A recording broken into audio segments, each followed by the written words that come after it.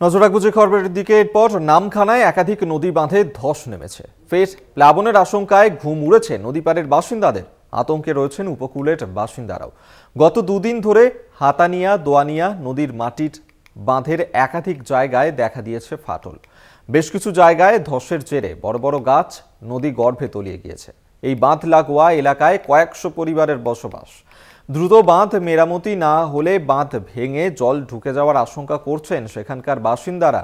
যে কোনো মুহূর্তে বাঁধ ভেঙে প্লাবন হতে পারে সেই আশঙ্কাতেই রয়েছেন তারা। সেই ছবি দেখাচ্ছি আপনাদেরকে, যেখানে নামখানা ব্লক প্রশাসনের পক্ষ থেকে বাঁধ মেরামতির আশ্বাস দেওয়া হয়েছে, তবে আতঙ্কে ঘুম উড়েছে উপকূলবাসীর। যে ধসের ছবি আমরা দেখতে পাচ্ছি, যে বাঁধ মেরামতের আশ্বাস দেওয়া হয়েছে। আমরা এই নিয়েই কথা বলবো। কোয়েল মণ্ডল আমাদের সঙ্গে টেলিফোনে রয়েছেন প্রতিনিধি। কোয়েল, নামখানার একাধিক নদী বাঁধে ধস নেমেছে, আতঙ্কে রয়েছেন সেখানকার স্থানীয় মানুষজন, কি বলছেন তারা? একদমই, দেখো, তোমাকে প্রথমত জানিয়ে রাখবো, একদিকে গভীর নিম্নচাপ, অন্যদিকে পূর্ণিমার ভরা কোটাল আর জোড়া ফলাই কিন্তু একেবারে বিপর্যস্ত সুন্দরবনের উপকূলীয় এলাকা।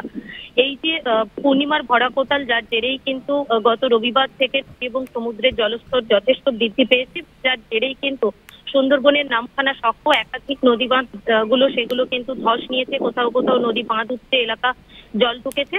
সব থেকে বেশি ক্ষতিগ্রস্ত হয়েছে নামখানা গ্রাম পঞ্চায়েত এলাকার এই যে নামখানা হাতানিয়া দোয়ানিয়া নদী বাঁধ, সেখানে বড় অংশ জুড়ে ধস নিয়েছে এবং বড় বড় যে গাছগুলো সেগুলো নদী গর্ভে তলিয়ে যাচ্ছে।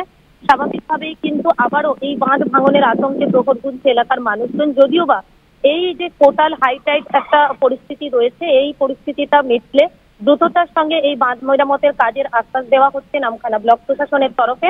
তবে স্থানীয় বাসিন্দারা তারা বলছে, প্রতি বছর দুর্যোগ আসলে টেম্পোরারি মেরামত করা হয়, অর্থাৎ আপৎকালীন মেরামত করা হয়। তাহলে এখন আর আপৎকালীন মেরামত নয়, স্থায়ী কংক্রিটের বাঁধ নির্মাণের দাবি জানাচ্ছে স্থানীয় বাসিন্দারা। না হলে কিন্তু এই যে গ্রামের শত শত পরিবারের বসবাস, সেগুলো কিন্তু অনেকটা আশঙ্কাজনক হয়ে পড়বে এবং তাদেরকে ঘর ছেড়ে অন্যত্র চলে যেতে হবে।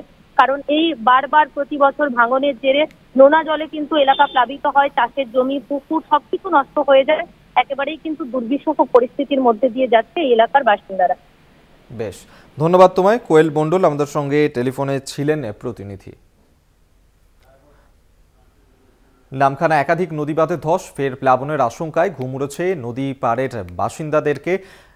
নদী বাঁধ মেরামত করা হোক সেই দাবি তুলছেন তারা। অন্যদিকে প্রশাসনের তরফ থেকে আশ্বাস দেওয়া হয়েছে খুব দ্রুতই এই বাঁধ মেরামত করা হবে।